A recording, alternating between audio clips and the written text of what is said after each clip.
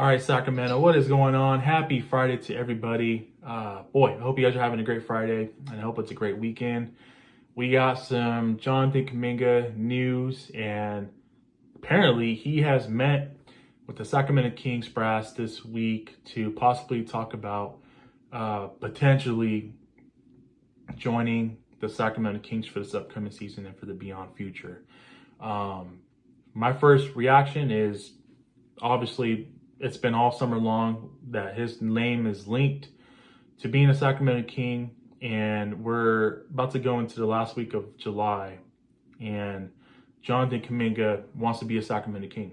I mean, there's no crystal clear denying that. It's there. Came across this article posted by the great Tristy Rodriguez. Shout out to Tristy Rodriguez from NBC Sports Kings, Bay Area. Let's talk about this article. Let's talk about the deep main dive of this article. Came across this. It says that Kaminga met with Sacramento's brass this week. ESPN's Anthony Slater reported Friday. Sacramento, the 22-year-old, had a good discussion with the general manager, Scott Perry, assistant GM, BJ Armstrong, and coach Doug Christie.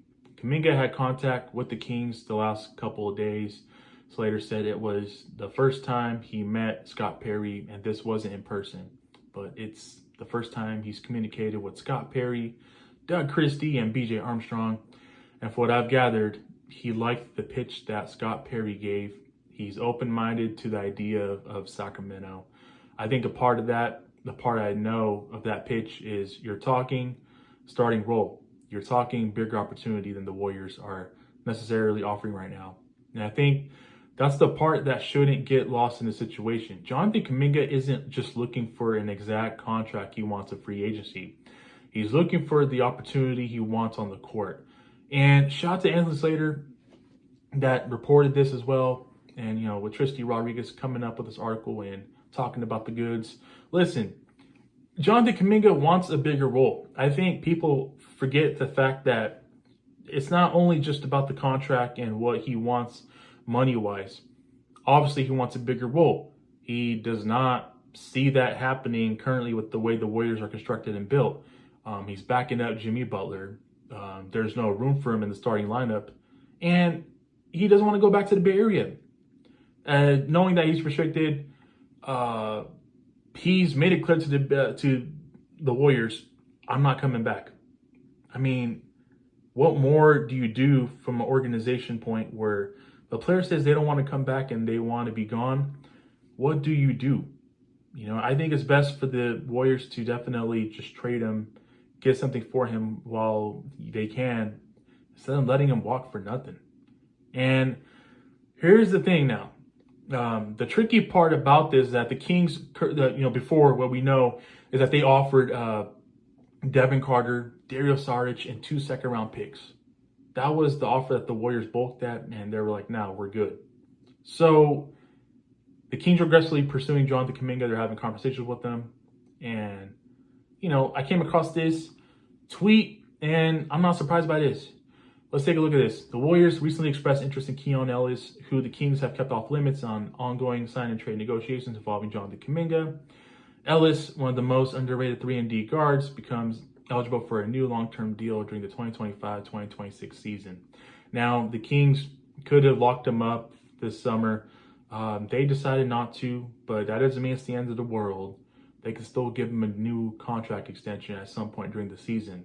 But a part of me wants to believe is that why they didn't want to give him a long-term deal is because he could potentially be moved in a package in a deal for Jonathan Kuminga. I know Kings fans are losing their shit. I tweeted this out earlier about I wouldn't lose any sleep about if the Kings were to include Keon Ellis in a package for Jonathan Kuminga. Would not lose any sleep over that. And my DMs flooded with all this hate and negativity, the comic section, all these so-called super glazed Keon Ellis fans. Listen, I get it. We're all emotionally attached to a certain player or players that we don't want to get rid of or don't want to see traded. Keon Ellis has to be one of those players that is heavily loved by his fan base. And I don't hate Keon Ellis. Let me make that clear, guys. I don't hate Keon Ellis. But some of you guys, oh my goodness, y'all are taking this to another level. He's a very good basketball player. Keon Ellis is a very good basketball player. He is no franchise savior.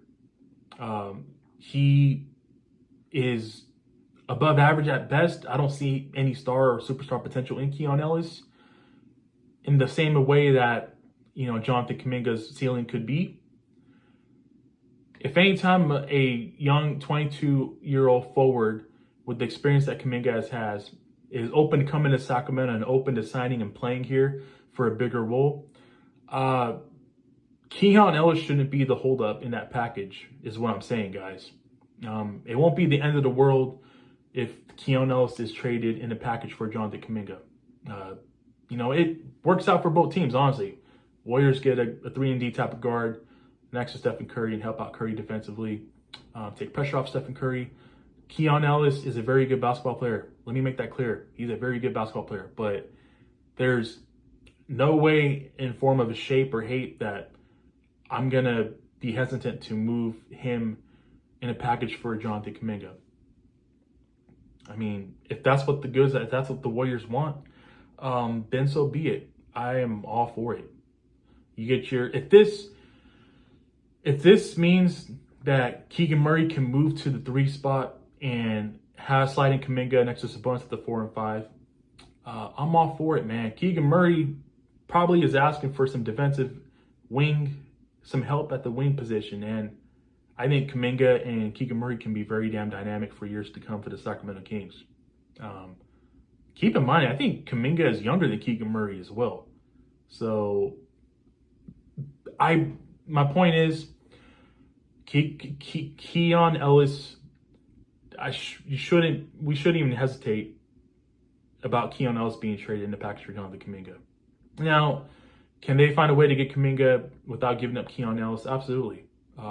Maybe they include another player that we're not talking about or what's been reported, but Golden State Warriors reportedly want or are interested in Keon Ellis and Keegan Murray, but let's make that clear. Keegan Murray is not going to be traded for Jonathan Kuminga.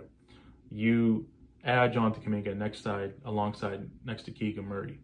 Keon Ellis, we can have a conversation. We can definitely for sure have a conversation. I thought I saw something out there that said that the Kings could potentially offer Keon Ellis in a protected first-round pick instead of the previous package, which was Dario Saric, Devin Carter, and 2 second-round picks. Even as a protected first-round pick, guys, Jonathan Kuminga was a 7th overall pick in the draft. So even if you give up Keon in a protected first-round pick, you're getting Jonathan Kuminga, a top 7 pick, a 22-year-old forward with the potential that Jonathan Kuminga has when he wants a bigger role. I mean, how could you guys not want to do that? Like, seriously, please let me know in the comment section below. Would you guys be willing to do that? It's out there. Let me make this clear. BJ Armstrong has talked highly of Jonathan Kuminga, continues to talk highly of him. Scott Perry, Doug Christie, they all met Jonathan Kuminga this past week. And it's no secret. It's crystal cut and clear. They want Jonathan Kuminga. They want Jonathan Kuminga. And I think that if it might take Keon Ellis to get the prize that you want, that you've been seeking to get all summer long, I wouldn't be surprised if Keon Ellis is included in a package for Jonathan Kuminga, is what I'm saying, guys. And I think you guys need to be prepared for that. All my diehard Keon Ellis fans, be prepared for that. You can hate me. You can say whatever you want towards me. Reality is, I'm not losing sleep over trading Keon Ellis for Jonathan Kuminga. And look at our guard depth. We still have Malik Monk. We still have Schroeder, we just signed. Zach LaVine's still on the roster. You still have Devin Carter.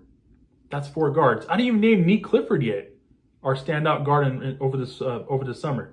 That's 5 guards ahead of not known Keon Ellis. So the Kings can't have 5-6 guards going into camp.